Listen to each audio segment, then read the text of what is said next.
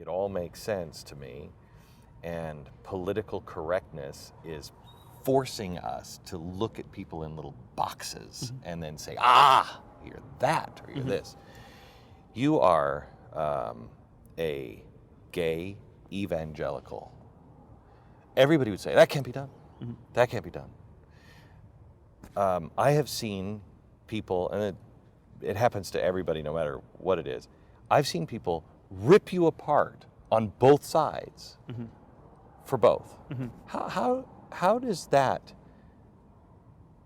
how does that drive you? Does that drive you at all? Does that on political correctness of having to conform and being what everybody says you're supposed to be, does that drive you at all?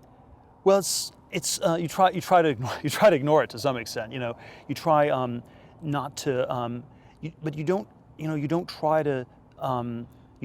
to put yourself into any of these very uncomfortable straitjackets, and you don't want. And I think that's what's so pernicious about all the identity politics, that we all have to be in this category. We're all the same. I think people are all different. We're all I'm somewhat idiosyncratic, but I think all of us are. All of us are idiosyncratic in different ways, and I think this is something that most people experience, that they're being put into boxes way more than they're comfortable. There's this interview question I always like asking people: tell me something that's true that very few people agree with you on.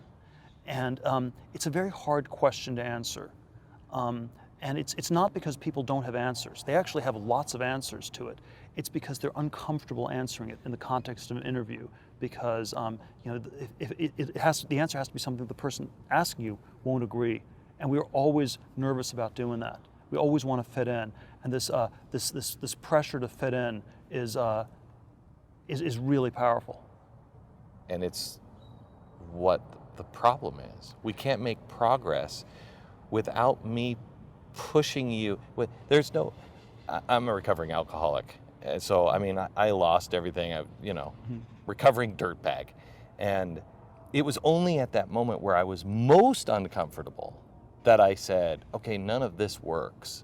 So what am I doing? That I found my way. You know what I mean? So by not making people uncomfortable, by saying you shouldn't be offended, right. You shouldn't be. Right. We're killing ourselves. Right. No, it's the ultimate bailout. Well, it's obvious.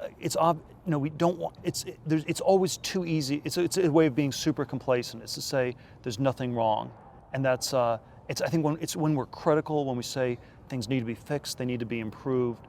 That's when you have a starting point of solving things. It's when you say that everything's perfect. That's when you have to be really scared.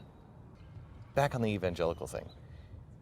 Libertarian, evangelical.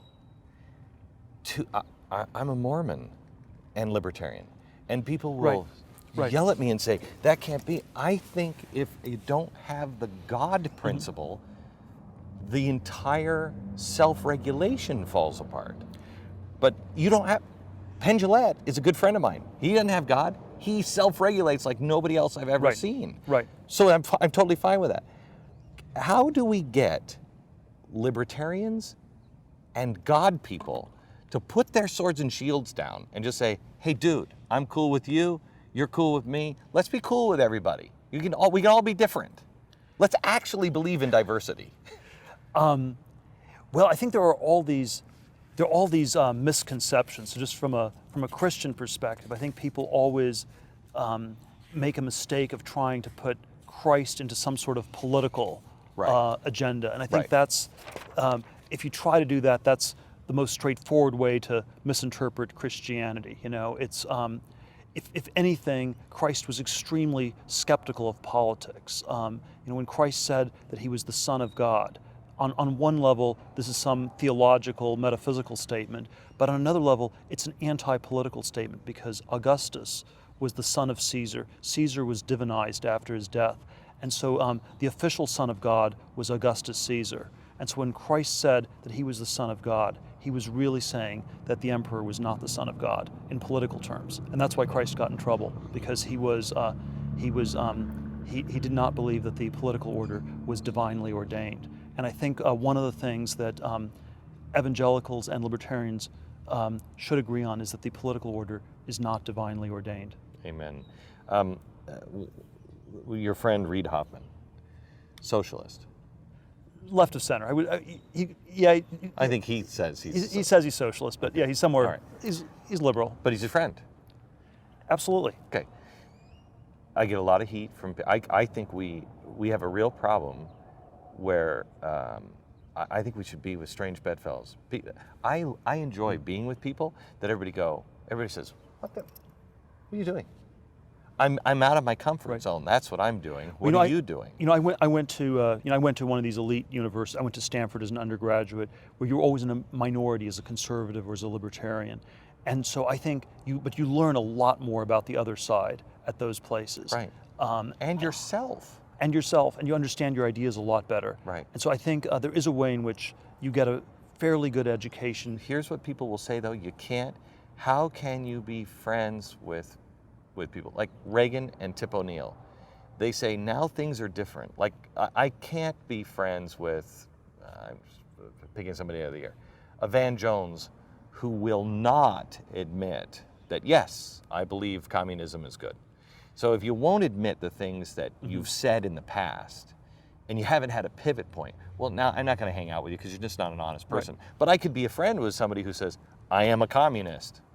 Okay, I'm not sure about the communist. I'm not trying to go as far as the communist. Yeah, but I mean, but if they're open and honest and they're not trying to shoot you over it. Yeah, but I think it's always you can always be friends with people if the politics is not totalizing. So if it's 100% politics, if that's all that exists, yes, if there's nothing but politics, then it becomes all important, and you can't be friends with people that you have disagreements about. But friendship is precisely meant to be something that exists independent of politics, transcends the sort of political correctness that we're all seeped in.